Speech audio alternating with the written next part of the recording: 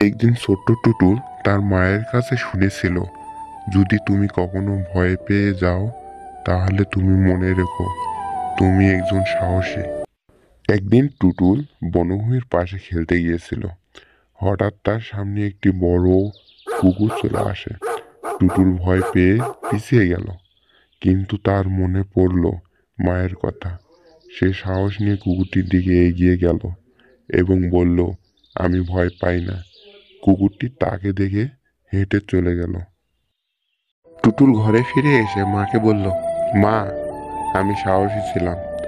মা হেসে বললেন, ঠিক বলেছ, সাহস আসলে ভয়কে অতিক্রম করাতেই থাকে।